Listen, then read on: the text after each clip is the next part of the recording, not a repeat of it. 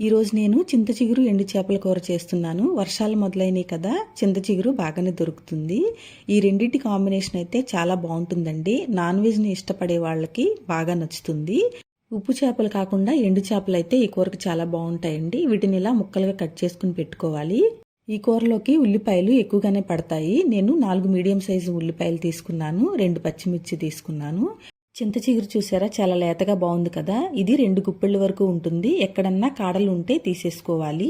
ఈ చేప ముక్కల్ని వేడి నీళ్ళల్లో కాస్త ఉప్పు వేసుకుని ఒక 5 నిమిషాలు నాననిచ్చి ఇలా శుభ్రంగా కడుక్కుని పెట్టుకోవాలి. బాండీ తీసుకుని దానిలోకి 3 టేబుల్ స్పూన్ల వరకు ఆయిల్ వేసుకోవాలి. ఈ కూరకి ఆయిల్ కాస్త ఎక్కువే పడుతుందండి. బాగా వేడైన తర్వాత ఈ ఆయిల్లో చేప ముక్కల్ని వేసుకుని ఫ్రై చేసుకుని తీసి పక్కన పెట్టుకోవాలి. దీనిలోకి మనం కట్ చేసి పెట్టుకున్న ఉల్లిపాయ పచ్చిమిరపకాయ ముక్కలు వేసుకుని కాస్త ఉప్పు వేసుకుని కాస్త ఎర్రగా వేగనివ్వాలి. ఇవి వేగుతూ ఉండగా చింత చిగురిని వాటర్లో కడగకుండా ఒక క్లాత్తో తుడిచేసుకోవాలి. దాన్ని ఇలాగా చేత్తో ప్రెస్ చేసుకుంటూ చిన్న చిన్న ముక్కలుగా కట్ చేసుకుని పక్కన పెట్టుకోవాలి. చూడండి, ఉల్లిపాయలు వేగిపోయినాయి కదా.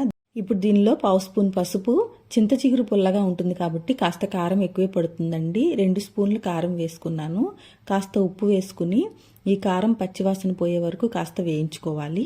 ఇది వేగాక కాసిన్ని నీళ్లు పోసుకుని ఈ నీళ్లు మరుగుతూ ఉండగా మనం నూనెలో ఫ్రై చేసుకున్న చేప ముక్కల్ని వేసుకుని 1 నిమిషం ఇవి ఉడికిన తర్వాత మనం కట్ చేసి పెట్టుకున్న చింత చిగురిని వేసుకోవాలి. చూడండి, ఇంత సన్నగా చేసుకోవాలన్నమాట. ఇలా చేసుకోకపోతే ఆకులాకులుగా ఉండి కూర అంత రుచి రాదు. దీన్ని అంతటిని ఒకసారి కలిపేసుకుని మూతని వాడిగా పెట్టేసుకుని సిమ్లో పెట్టుకుని ఈ కూరని ఉడకనివ్వాలి. బాగా ఉడికి ఆయిల్ అంతా పైకి వచ్చే వరకు ఉడికించుకుంటే ఈ కూర 2-3 రోజుల వరకు నిల్వ ఉంటుందండి, అస్సలు పాడవదు. ఆయిల్ అంతా పైకి వచ్చింది కదండి. చింత చిగురు ఎండు చేపల కూర రెడీ అయిపోయింది. ఇది అన్నంలోకి చాలా టేస్టీగా ఉంటుందండి. ఈ కూరని మీరు కూడా తప్పకుండా ట్రై చేసి ఎలా వచ్చిందో కామెంట్ చేయండి. నచ్చితే కనుక లైక్ చేయండి.